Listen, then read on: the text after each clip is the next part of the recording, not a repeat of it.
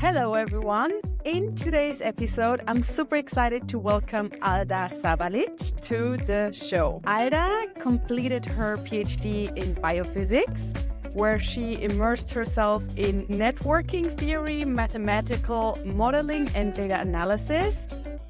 Fast forward to today, she's the founder of her own business, and she helps STEM professionals improve their communication skills.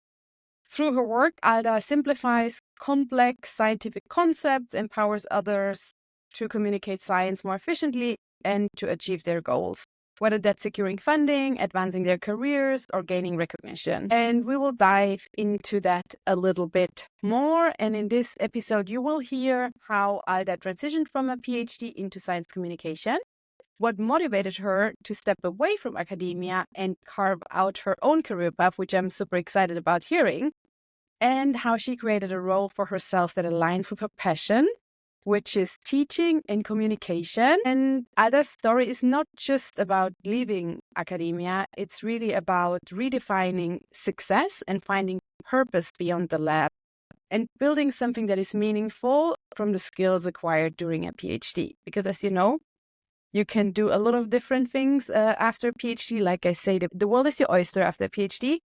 And with this, Alda, welcome so much to the podcast. I'm so happy to have you here today. Thank you. Thank you so much for having me today. I'm super excited. Thank you for being here.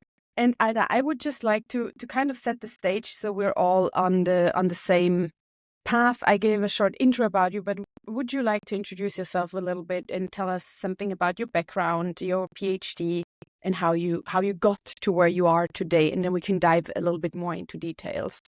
Sure, of course. So I started by studying physics.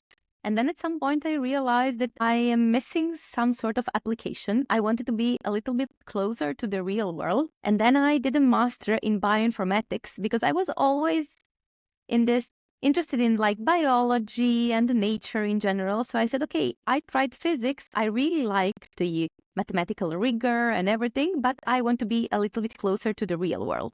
And for me, that meant closer to biology, the human body, the real impact, as I was calling it back in the day. So I did a master in bioinformatics, and actually my PhD started as an extension of that master because I met my supervisor, who is also a physicist, and then he was working in biophysics stuff. So he proposed whether I wanted to do a PhD in his group. I said yes. 4 years later, I got my PhD, realized that academia wasn't actually what I thought it wasn't the path for me to follow. And I started a little bit to investigate what is it, like what we do, scientists, right? We'd like to think, okay, what is it actually that makes your heart skip a bit? And I said, as always, it was always teaching. It was simplifying complex stuff, making sure that other people understand what we do in science.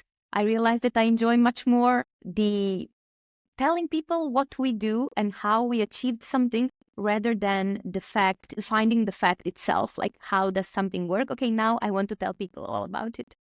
So yeah, and more or less it happened. Yeah, it happened, I feel, naturally, but now that I think of it, it took quite a long time to reflect, to really have the courage to make that leap and to be where I am today.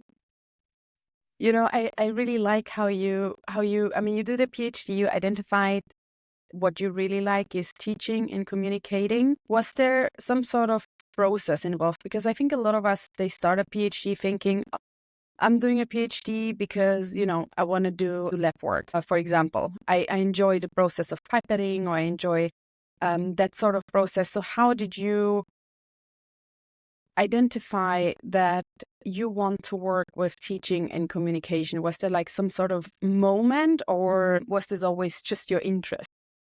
Yeah, so I would say that it's twofold, the answer. Like, first of all, I always knew that I liked that. If you ask my parents, they would always say, like, you always knew you wanted to be a teacher. And then, of course, interests change and there are some other limitations. And then you're like, okay, maybe this isn't actually what I want. But then during my PhD, I got the chance to teach as well and to teach the subject that I was actually working on in my PhD. So it was like this perfect match of my interest and my other interest, which is telling people all about the cool work that we do. So in my PhD, I taught for the 4 years of my PhD, many subjects, many students, more than, I think I counted it a few days ago, it was more than 500 students in total. And I really like that. I really like that moment of telling them of people who don't know something but want to know, and me being the bridge between them and knowledge. Like, to me, this is the fascinating moment when they realize something, when they understand something. And I said, well, I have to go this way because it's my passion. I'm very good at it. Let's now find a way to make a living out of it. I love to see, because when you talk about it, I can see the passion. And it's a little bit Yeah. like when I talk about my startup, because I think people always get that I'm really passionate. And it's so interesting because, with Almami, what one of our main goals really is, it's very similar to what you do, but we want PhDs to realize and see their value and the value that they can actually bring into the workforce outside of academia. And we help them to, first of all, see their value and then communicate it in the next step. Because at the end of the day, and we talked about this before a little bit, it's all about communication, right? You need to be the one who communicates to the audience, whoever is on the receiving end. It's your job as someone who is looking for a job, as someone who wants to get a grant. You need to communicate in a way that is understandable on the other side and that the receiving end can actually understand. And maybe we can just touch on this a little bit, because what is it exactly that you're doing in your business now? Because I understood you help STEM professionals to communicate their value in different settings. Would you like to give us a little bit more insight into what it actually means that you're doing? For sure. Maybe the best way to do so is to have some examples of different clients and the way I help them and what they achieved. Normally, STEM professionals come to me when they are facing like a challenge with, for example, career advancement, or they have to do progress report, or maybe there are some founders who have to apply for some funding and so on. And they really, at that point, they realize that it's not the technical skills that they're lacking. It's the way of explaining how good they are to other people. And of course, this might sound a little bit, yeah, but the work should speak for itself, but that's not true. That's not true in so many ways. First of all, because not all people are experts in what we know and what we are experts in. So this is the first thing, the first assumption. And the second thing is that it's really our job to prove how valuable our work is to others. And to do so, we have to explain it in a way others really understand it. Because it's, for example, I always give this example of speaking another language. Like, I don't understand French. If someone speaks French to me, I mean, they can say the most beautiful words, but I'm not going to understand them. So that similarly, this happens with STEM professionals. And I decided to work with STEM professionals and not with professionals in general, because I feel that in STEM, we emphasize so much the technical, like all the skills and all of this, like coding and lab work and science and so on, that we really don't emphasize how important it is for us to be able to say what is it that we're doing. And if people don't see the value, they're probably not going to promote you. They're not going to give you more money. They're not going to give you funding, simply because they don't understand you. And who could blame them, right? So this is what I do with people. I love it. And I think so much needed work that you're doing, because, I always, when I think about one of the most important skills that one can have professionally, I always think of communication. Because at the end of the day, whether you want to secure whether you want to secure a grant, or whether you work in a company and you want people to buy into your vision or your mission and kind of get them on board, it's all about communicating. And it's all about communicating it in a language that maybe gets them excited, but also the other side can really understand. So I think this is really amazing. So when we now think about, the process, because I've gone through a very similar process, I guess, with building Almami. I was in my PhD. I realized it's not for me forever to work in a lab. And I really did some kind of soul searching, trying to see where can I go next. And then I took small steps to build towards that bigger goal. So how was it for you? When did you realize it? And what were the first steps? Because I can imagine there are a lot of people out there listening and thinking, wow, I would love to do the same, to maybe start my own thing. But how can you practically approach building your own thing while you're in a PhD? So what was your process? All right. So there are many things to decompose here. So first of all, I think that there is a process of, in my case, it was a process of grieving what could have been, but will never happen. For example, when I started working in science during my PhD, I thought that science was the way to go for me. I thought that I would stay in academia forever. I thought that academia was one thing. It ended up being a completely different thing. I thought that I would want to be a PI. I want to be a professor. I wanted to teach and I want to do my own research. And then at some point during my PhD, I realized that this wasn't for me because of many reasons. But I think that we can focus on this part of the realization that something isn't for you. So I feel that for me, it was painful in one way because I got super excited about the thing. And then all of a sudden, I realized that that excitement was fading away and I was miserable. And I was like, okay, but I said I wanted this, but now I think I don't want it. So how do I match this with my feelings, like what my brain thinks I should want and what I really feel from the inside? So this took some time to decompose, but I learned how to be patient with myself in that process. And I learned that, for example, I was thinking, oh, but then I spent 4 years in a PhD. Does that mean that I lost 4 years of my life? Look at all those people working in the companies and pharma and whatever. They are already having this like careers and so on. And then I realized, okay, but it is what it is. So now we cannot change the past. Now you came to a realization that you don't want this. So now what is it that you want? What is it that you like? And I literally, I took a piece of white paper and I was like, okay, now what are the things that I enjoy most in life? And it took me a few days because we are not really used to thinking in that terms. Like, what do you really like? Whoever asks you that? Like, no one asks you that. Even when you are a child, people ask you, what do you want to be when you grow up? But not what do you like. It's like, what do you want to be? An astronaut, I don't know, a physicist, whatever, but not what do you like. So it was like sort of an exercise. And the first thing that came out of my soul, it was teaching, number one.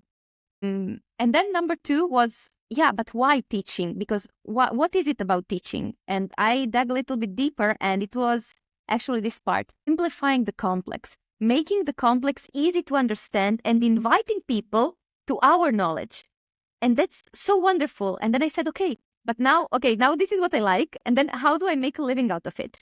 And I just said, okay, maybe I'm not sure how to make a living out of it, but let's just help as much people as I can with that. Offer them feedback on presentation, on grant proposals, on reports, on papers, on whatever, in any way I can help, I'm here to help. And this actually opened a lot of doors for me because I first, of course, started with friends, some people from the lab, and I was always the go-to person for that. Like, what do you think about this graphic? What do you think about this layout? What do you think about this explanation? So I said, okay, I'm just going to give whatever I have without expecting anything in return. And step by step, things started, I don't know, flowing in that direction. There were some friends of friends who were starting their own business. They were applying for some funding, and actually a friend of mine recommended me, and they said, okay, we need that kind of support. So I started working with them. After that, they got the funds, so it was really nice. And after that, they recommended me to other people. And then I said, okay, maybe this knowledge that I have, even though it doesn't have a name, because actually I don't even know how to call myself, like consultant, communication consultant, communication coach, whatever works for me. I just want to help people. I don't care about the label that much. Then I started writing on LinkedIn and saying, yeah, without expecting anything in return, really. I just wanted to share the knowledge that I have, and maybe someone finds it useful, and maybe I'm always imagining that person who, maybe there is one person who needs to hear that today, that they are giving maybe a presentation or they are writing a report, and maybe they just need to hear it from me. Maybe there is no one for them, and so I will be the person there for them. So I started sharing it, and soon people started inquiring about my services. What is it that I was doing? How could I help them? And it sort of like the ball started rolling in that direction, and here we are. Yeah. I It's love a little this. bit of a long answer, but yeah, it No, was a long process. Yeah. no, it is a long process, and it's so interesting for me to hear your process because I think I went through a very similar process. So, and it's good for someone else who's maybe at a similar step where they think, okay, I don't want to stay in academia. I don't want to be necessarily a scientist. What else can I do? And I think doing your own thing, being an entrepreneur is such a valid path that is so underrepresented. So I love that you're here because that's why I wanted to get you here, because I think we both need to advocate that this is really something we can do. In a PhD, you wear so many different hats, and just like now running your own business, and I'm sure, from scheduling to having the client meetings, from writing invoices, you do it all yourself and you learn. And because you have, in my opinion, already, like in my PhD, I mean, I did everything from paid invoices at some point. I ordered stuff. We didn't have a technician at some point, or like a lab manager who could help with these things. And I think it really prepared me to just, whatever I need to get done, I get it done. So thinking about this, because you also mentioned your PhD and you did a PhD and you were a little bit in between. And I think this concept that we all have of the sunk cost fallacy, this concept where we feel like, oh, but I have already invested so much time into learning one thing. And I always like to, or I think one of my missions in life is to challenge, especially PhDs, on this concept, because I don't think there is anything lost ever. Because I do believe the reason, and I'm just saying this now and then you can comment, I think your PhD led you exactly where you are today. And I have a feeling you're in a very happy place. And I also think it would be very hard for you maybe to do the same job without having the deep technical expertise and the subject matter expertise. And you went through the process of learning a new field. You did that process. You know how to read scientific literature and how to transform it into something or communicate it to different audiences. And I'm sure your PhD played a big role in you realizing, first of all, there's someone that needs help, right? Because when you work with scientists, you will realize many of them are not necessarily the best communicators when it comes to science, especially when it comes to, let's say, more layman audiences, someone who is not your colleague or peer or an expert in the field. So when you think back of your PhD, what skills do you think your PhD equipped you with to do the job you do today? Because a lot of people, they would look and say, oh, she did a PhD in biophysics, now she moved into communication. Was it even needed to do a PhD? So what is your own reflection on that? I'm so happy that you asked this question because it's probably one of my favorite questions to answer. Because of course, and I don't want to lie to the audience, because I also went through this stage of, okay, but was it even necessary? Was it worth it? Right? But for example, I can give one very, very tangible example of what it means to own a business and what are the skills a PhD student and a person with a PhD learns that can help them with the business. First of all, hypothesis testing. Like hypothesis testing, running a business is literally like that. You are blindfolded and you sort of have this hypothesis that something might work, and then you are testing it and it doesn't work. And then you build another hypothesis and it doesn't work either. And then another one and it doesn't work. Until you find that one that works and you follow that path. And something that the PhD really prepared me for was this sort of threshold for disappointment. For example, in the PhD, you fail so many times that one more failure isn't the end of the world, because you're so used to failing that in the business that you fail all the time. I mean, you know much better than I do, because you are also working with people and owning a business. Like, you fail so many times, and in a PhD you fail so many times, and yet you have to get up again and search for another explanation of how something works, right? So hypothesis testing, I feel that is one of the most transferable skills to any field. Literally, during a PhD, you build this fantastic stamina to be able to endure all of the disappointments that are following. And despite all of the disappointment, have the ability to go and search for a solution. So you do your grief period. Okay, oh, this doesn't work, this experiment failed. Okay, we are sad. But then with the pass of time and with your experience, you really learn how to get up super quickly. Okay, this experiment, yet another one that doesn't work. It doesn't matter. Let's see. And it's this curiosity, intrinsic curiosity, that actually makes you want to search for an answer. And I think this is super transferable, not only in business, but especially in business, but also in any other path. And it's not talked about that much.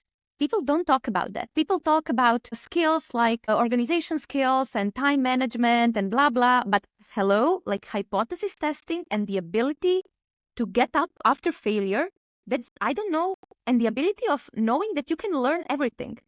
Literally now, after the PhD, I don't feel there is a thing that I'm not able to learn if given enough time. Just give me enough time and I will figure it out. So I feel that is for sure the best skill ever. And any PhD in any field has it. Like, because it's the definition of PhD. You fail, you are searching for an answer. And it's normal that you will fail because it's impossible to, I mean, unless you're very lucky, but this isn't really the case. You will not find it the first time or the 10th time or the 50th time. But then you try number 51, maybe works. And you're still there. You're still in the lab, showing up, coming, and doing your experiment, building your model, testing your hypothesis yet another time. And the good news is that it only has to work once.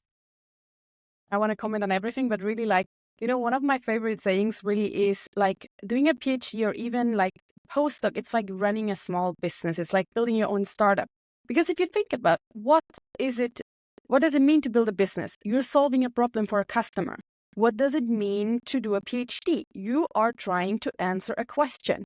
So you're fundamentally trying to solve a problem, right? The other one is knowledge-based. The other one, and one is knowledge-based, and the other one might be, we develop a product to help someone to get where they want to go.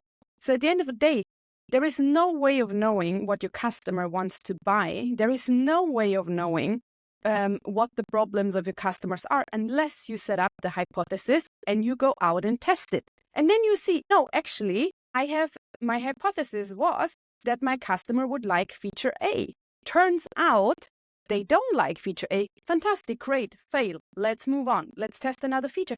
It's the exact same thing if you think about solving a knowledge-based question. So for me, and it's really not enough talked about, like the path of doing how you go through a PhD and how you go through building a business are very similar. Of course, what we're lacking is a lot of business understanding when you think about financials and so on.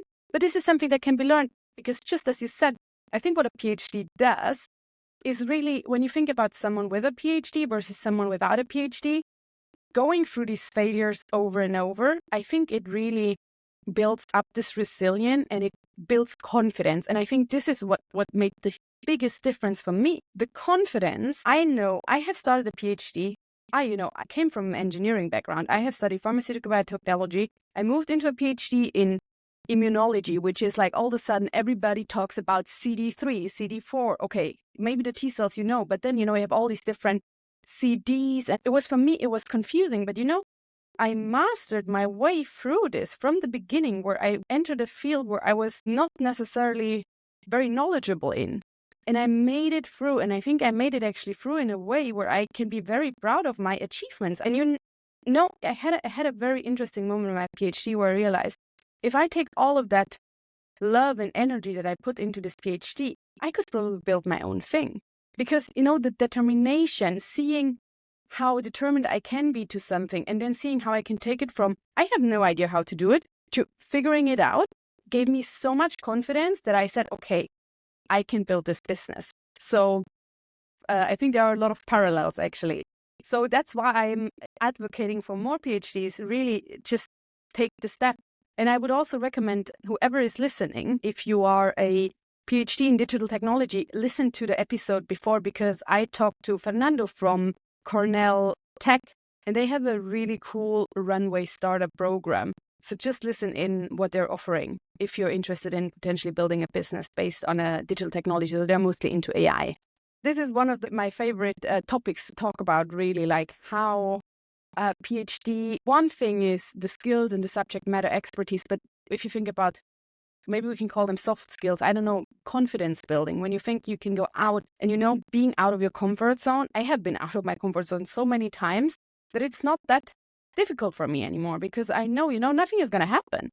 So it's amazing. Exactly. These transferable, if I may just add, these Yeah, transferable absolutely. skills are so valuable. And if there is some message that I want people to understand after this episode is that I know that it's weird to try to think about your own strengths and skills because we are not really taught to reflect on it. We focus very much on the things we are not good at. And we all know if someone asks you like 10 things you're not good at, I would list it immediately. But if someone asks me, what are the 10 things you're actually good at? And you would take some time to reflect. And I really encourage people to do this exercise. What are the things you are good at? Even though nothing comes to your mind, just sit in your discomfort and pick your brain and force it to give you an answer. Because you will be surprised once you open that channel how many things you will find over there. And the things that we were mentioning now and that you were mentioning, like this hypothesis testing and being so comfortable in not knowing stuff is something that can really bring you everywhere. It can take you everywhere. I really think that our success is directly proportional to our ability of sitting with discomfort and being okay with failure. This is it. And I think the PhD is the perfect setting for that because you have to develop that. You fail so many times that it's literally impossible not to develop that skill. If you look at one of the things I think that many successful business or people who started business have in common is they're consistent and they never give up. It's not about being super intelligent. It's about staying consistent and showing up consistently and going through these failures over and over and keep going. So I really love that. And Alda, we talked a little bit before and you told me that you have already helped over 30 STEM professionals. I would like to know what are some common challenges you see that they face and when should someone come and talk to you? What sort of help would I be in need of that you can help me with? Sure. I'm super glad that you asked that question. So one common thing about STEM professionals, I help more than I think 30, almost 40 people now. It's that the number one thing would be the challenge to really step back from your work and take a look at it from a perspective of a person who is listening to you. Disability, and then I also reflected of why people don't have disability, because STEM professionals are so brilliant in so many ways. And what actually pushed me to pursue this career was there are so many brilliant ideas and people are just not sharing them. I want to help them to share them in a way others will understand and appreciate them. Then I reflected, why do people lack this thing? And the answer that I have is that we are not really encouraged to talk to people outside our field until we are forced to. For example, until you're working in a company and your next promotion depends on that presentation. Until you are leading a team and your next project depends on explaining that to a stakeholder or to someone who is going to give you funding, an investor or whatever. And then all of a sudden we freeze and we're like, yeah, now I have it. I am such an expert. I know everything. I'm going to give all the technical details. I'm going to explain all the algorithms and all the data because it's so obvious. So I'm just going to push through and give them all the stuff so they can take a look at it. And then I see that and it's like, first, people don't know what are you even doing. Second, they are not interested. Like, why should they be interesting? Like, give them a reason to really invite them to your work. Of course. Also, it's not about how many things you want to tell them. It's how you are telling it to them. And it's fascinating because I was working with a client some months ago. She was a brilliant expert working in biotech and they were developing this product and they had to say the same story, sell the same product to a marketing team, to a finance team, to some investors. And we managed to build like 5 different stories out of the same product. Because, of course, people from marketing are interested in one thing, and people that are going to invest money are interested in the other thing, and people who are some maybe a regulatory agency, health regulatory agency, are interested in some other features. So that's what I help people with, especially, for example, software engineers or maybe people working in pharma, people who are basically that, trying to get a promotion, and they understand, yeah, but I don't really know how to tell my story. No one values my work. I work so hard, but no one sees it. Probably because you are not selling it the right way. Probably because you're not explaining the value of your work the right way. And also, I was working with PhDs transitioning from academia to industry who were stuck with what you said. Like, what, I don't know anything. I just finished my PhD. I'm not an expert. And I was like, no, you are an expert in so many stuff. So let's tell that story. And if I may add another thing, from where does this need come? Because people told me, my clients usually tell me, yeah, but I don't know if I need another communication course because I took like several other courses and it didn't work. And I'm still stuck when I try to start writing, or I'm still stuck when I'm starting my presentation and it doesn't work. And the answer is because usually these communication courses are just a few hours of people telling you what you are supposed to do. Like, we all know that you should not put a huge bunch of text in a slide. We all know that you shouldn't make your presentation too long. We all know that you should use graphics. We all know how a report should look like. Yeah, but when you are there, sitting in front of a blank page or a blank slide, and you have to start, that's where I come in. That's where I give you the push to make sure that we go together through that process. Like, how do I even start? That's like the challenge number one. What should I tell them? That's what they ask me a lot of time. What should I tell them? And like, what should they care about? What they care about. You should tell them exactly what they care about. Alda, we're coming to an end, and I have one question that I asked all my podcast guests. I guess we already talked about it a lot, so I guess I know the answer. Lots of PhDs, when they're at the end of their PhD, they think, oh, doing a PhD wasn't really worth it because now I'm either overqualified or underqualified, or I just don't seem to get a job. And there is this feeling of regret sometimes. Did you ever have that feeling, and how do you feel about it today? Wow, I love this question. The answer is yes. I felt regret. I felt, yeah, but now I'm just at the beginning. I'm back at square one. This was a sentence that I wrote in my diary a few years ago. I'm back at square one. And then when I reflected on that, I let it sit in my brain for a few days. And then I came back to it and I was like, okay, but let's take a look at what you achieved. Let's take a look at the papers. Let's take a look at the knowledge. Let's take a look at the meetings that you had. Let's take a look at the presentations that you gave. Let's take a look at the lectures. Let's take a look at the students who you helped achieve something. So I feel that this feeling of regret instantly goes away when you hit it with facts. If you're a person like me, I like to work with facts, as many scientists, of course.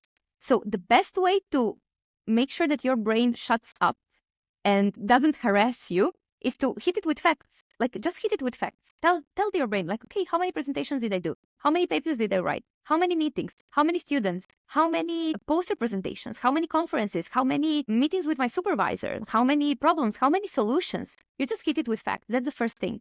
And then you realize when you do this exercise, there are so many skills that you acquired. Once you do that, you put a list of all of that, and then you make a list of all the skills that were necessary in order to do that, to each of those things.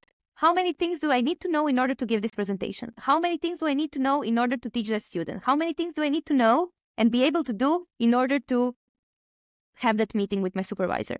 And then when you hit it with facts, you realize that there is this huge amount of skills that you have that it's impossible to not feel grateful and happy where you are.